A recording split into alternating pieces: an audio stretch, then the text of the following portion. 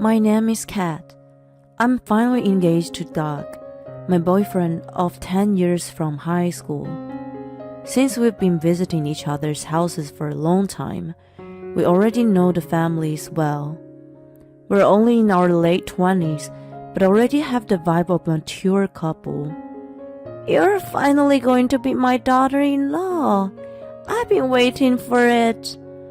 I'm also happy to finally be Mistress Jones like you.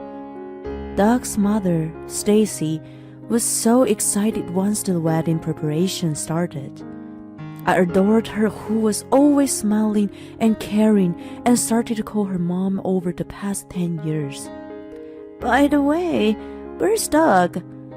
We can't decide on the seating if he's not here. I also need to ask him about his rehearsal.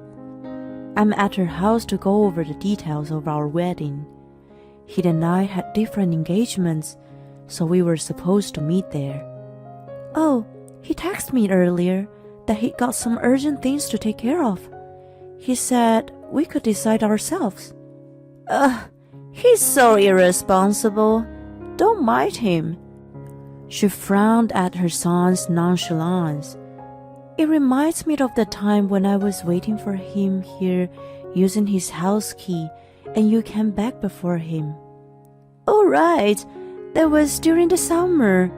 I remember he didn't come back for a while, so we had fun chatting away. He supposedly bumped into the friend and ended up hanging out with him at the time. His habit of canceling plans has been going on for a long time. I got used to dealing with it after 10 years. Stacy and I reminisced about the past while working on the wedding plan together. Doug kept canceling the preparation for our wedding after that. His habit seemed to get worse than before, and he was aware of it himself. I know I'm acting weird lately. Perhaps I got pre-wedding blues. I'll get over it soon, so please be patient with me. I reluctantly showed my understanding when he excused himself, but I'd actually wanted him to apologize, instead of asking me to tolerate him. Wasn't it usually the bride who had the pre-wedding blues? Besides, was he really that sensitive? Never mind. By the way, what should we do for our honeymoon? Where do you want to go? I'm not keen to go overseas. I can't speak any other language than English anyway. I prefer to go somewhere within the country, like New York City, and eat. You're so not romantic. Well then, should we go to New Orleans and have jambalaya? Still about food. We discussed our honeymoon happily. My mood wasn't yet to be fully recovered, but we were in the middle of some fun planning.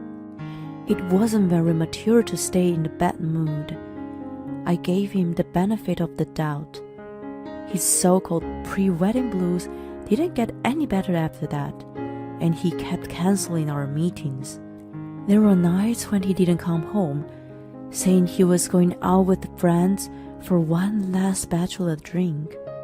I felt a lot of frustration and a little mistrust.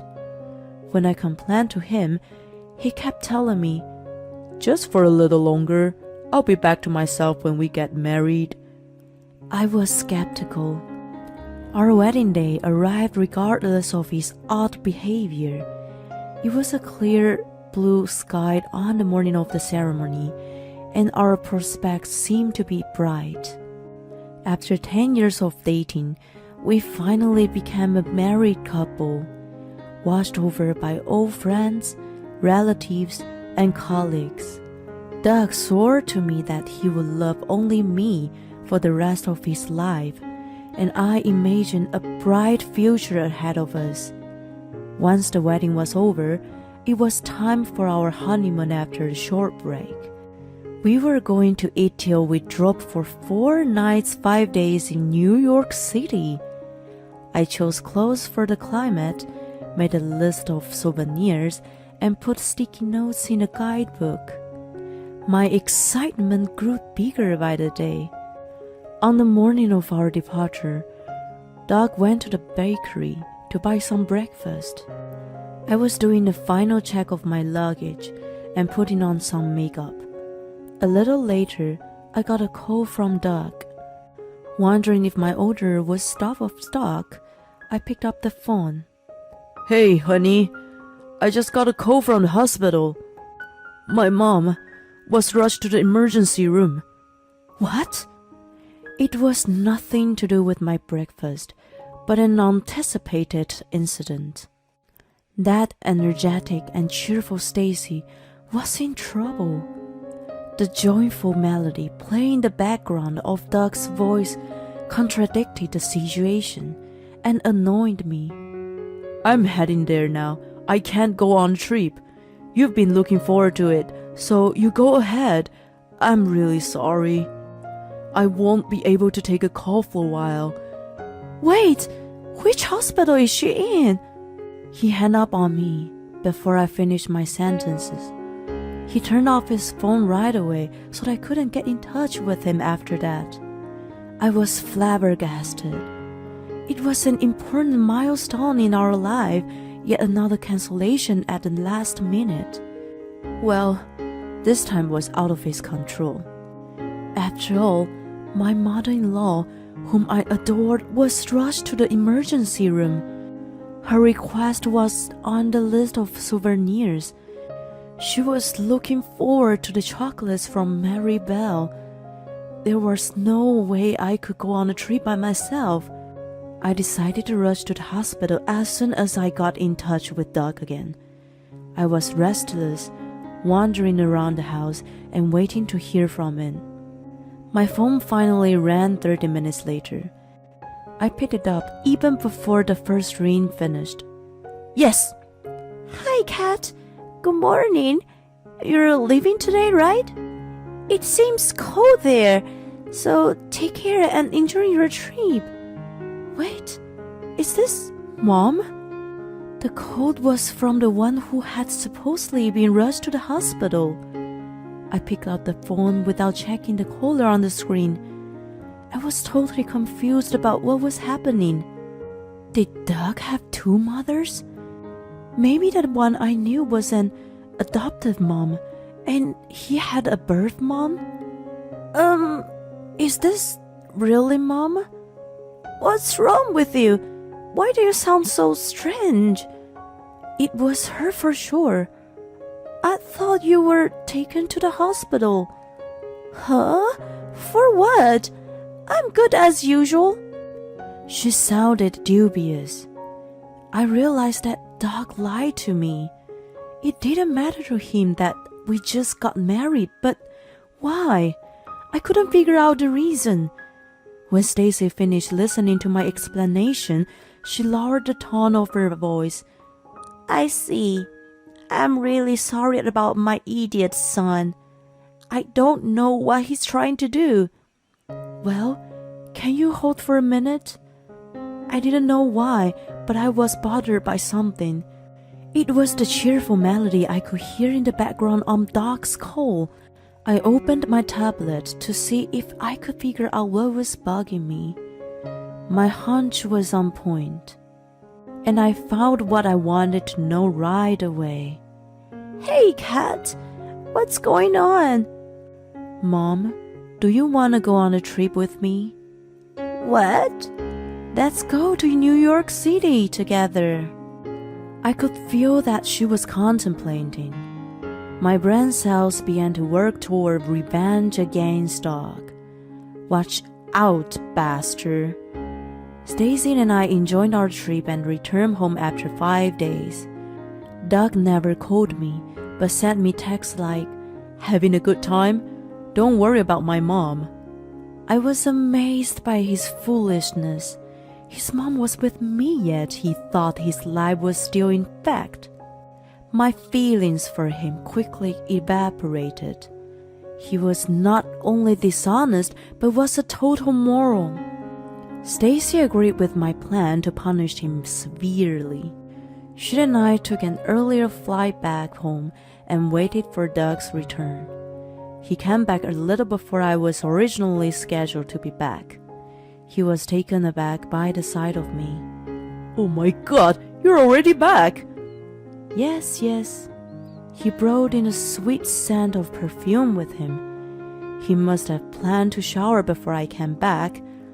I pretended not to notice and asked him nonchalantly, "I'm sorry for leaving you behind. How did it go with you?" Oh no worries. I told you to go. Did you enjoy it? Yes, very much. I got you a souvenir. And your mom? She's out of critical condition, thankfully. That's great. I would like to visit her. It's all good.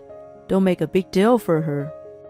It was impossible not to make a big deal out of a family member being rushed to the emergency room. I thought he was crazy. Listen, Doug, what you're saying is weird. Why? Because Stacy was very ill, wasn't she? Why can't I go and visit her then? You're overreacting. I'm telling you to drop it. Drop it? How? You're nuts.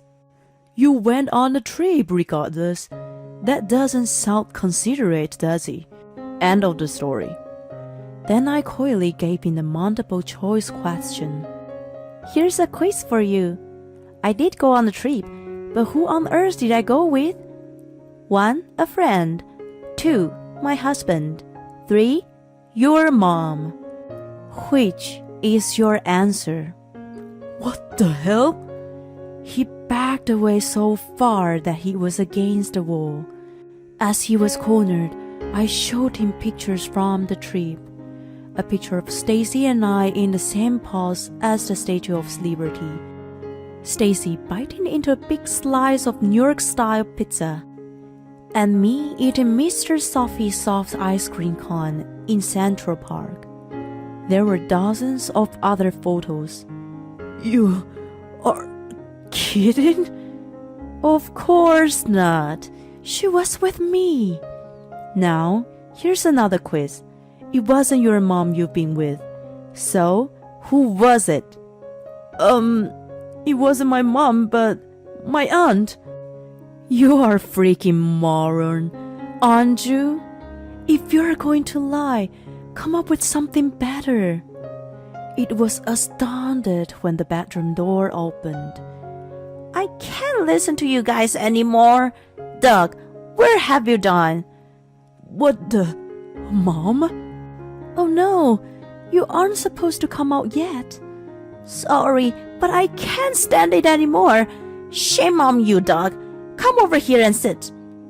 Stacy jumped out, looking furious. She had him sit in a chair and stood beside him in rage. Where have you been the past 5 days? Where's your motive to making your aunt and me sick? He flustered, looking pale as a ghost. Explain, and don't you dare lie to me. He was like a lobster on the kitchen counter. His fate was to be cooked by his mom and me, although he didn't look so tasty. To sum up his story, which he explained in agitation, he was indeed cheating on me. It was a fling in the beginning. He and I had been dating since high school, so he didn't know any other women. He thought it was a shame, so he came up with the idea of playing the field in his remaining days of bachelorhood. His motive for cheating was too ridiculous that it infuriated me more. If he had just gone to a strip club, I could have turned a blind eye, but he chose adultery. And the adulteress was his co-worker, whom we had invited to our wedding. They both had such thick skin. The reason he kept canceling our pre-wedding meetings was to hang out with her. When the ceremony was done, so was the fling, he thought.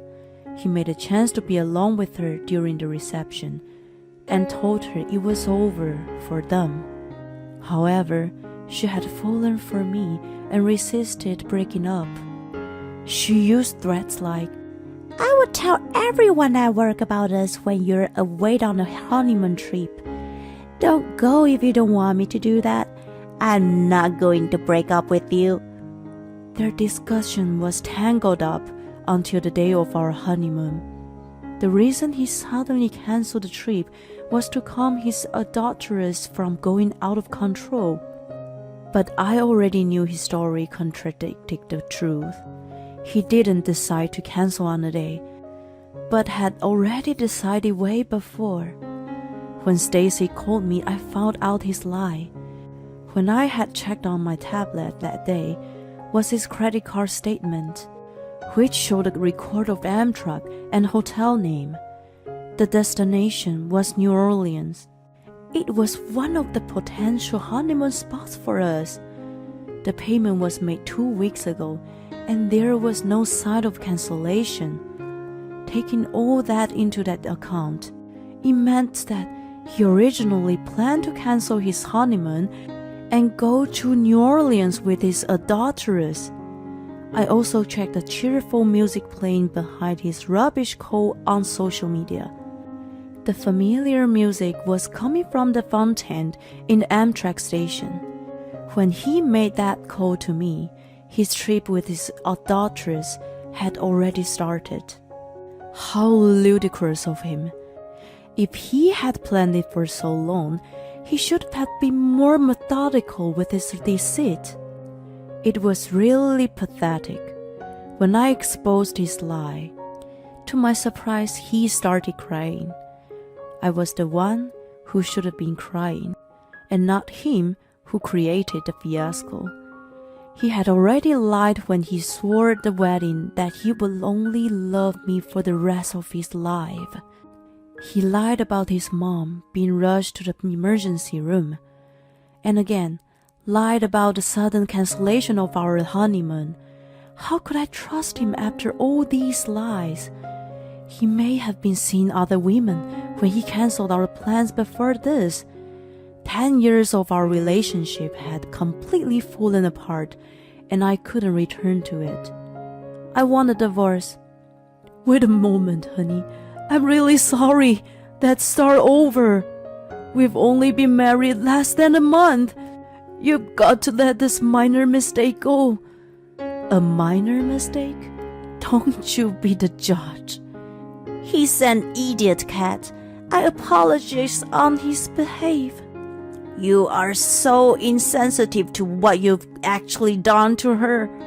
You won't be able to regain her trust for the rest of your life. Reflect on that, you loser.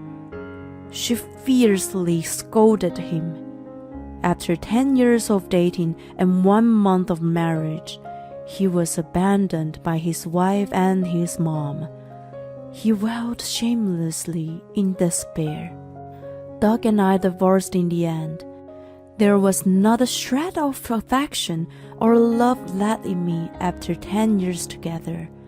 All I had was dismay and coldness. He resisted the divorce for a long time, but he eventually gave up and signed the papers in tears. People around me were stunned to hear about the quick end of my marriage, but when I explained the audio, they sympathized with me. I returned the gifts and money I received from them. It was easy for me to do because of the alimony from Doug. My coworker says she will set up blind dates for me soon. She tells me to forget about marriage for a while and play the field. I agree with her, and I'm looking forward to fun encounters. Doug, too, announced his divorce and was surprised, but he couldn't get into the detail. In his case, how could he declare that it was due to his adultery? And the adulteress was in the same office. Anyway, it spread from my side, and almost everyone in his office knew about it. He's frowned upon by colleagues as a guy who canceled his honeymoon for a trip with his adulteress. I would think no company can entrust an important job to such an idiot in the future. He made his bed. Now he has to sleep in it. As for the adulteress, she broke up with him. Apparently, she was a maid poacher. She lost interest in Doug after we separated. She's a villain of all women. I've been scheming to get back at her with the evidence I have. Stacy has been source of all that information. Since I no longer have any relationship with Doug, it's weird to keep calling her mom, but it's also weird for me to call her by her name all of the sudden. I contemplate how to address her in meanwhile. I still called her mom. She couldn't believe Doug's adultery at first and was greatly shocked when she found out. She was consistently on my side after that. When I demanded alimony from him, she even pressured him for me. I wondered why she was so cooperative regardless of our 10-year relationship. I would think that she would try to protect her own son. So I asked her one day. Her eyes stare into the distance while she explains to me. To be honest, I've been cheating before. Oh no, by your husband? Yes, I found out half a year after we got married. Seeing her always cheerful, I never imagined she went through such a terrible thing. But when I was a newlywed, the position of women was still weak in society. When I cried to my mother-in-law, she snapped at me, saying it was a wife's duty to turn a blind eye. My husband also said that it was a man's way of stress relief. I just couldn't conceive myself. The mistrust I developed then has never left me. I'm sorry. So, I had to try a little harder as a consolation to the old me. She looks at me and smiles mischievously. Never mind me, but your life is just beginning. I'm glad that you become my daughter-in-law, even if it was only for a short time. Thank you for inviting me on the trip too. I was so happy that I could choose my own chocolates. I templated for a bit and then asked her, well, if you don't mind, can we continue to be good friends? Not as my mother-in-law, but as a real friend. I would love to, but won't it be too painful for you? You would be reminded of Doug, wouldn't you? Not at all. You've been so kind to me, so I'm much better now. Are you sure? Sure. I'm really over him and the whole ordeal now. She contemplates a bit and then says, well, I'm happy to be your friend. Will you take a trip with me again? Of course. She gives me a giddy smile. Doug and I parted in a messy way, but I still adore her. We get along so well. I'm going to secretly practice calling her by name by the next time I see her.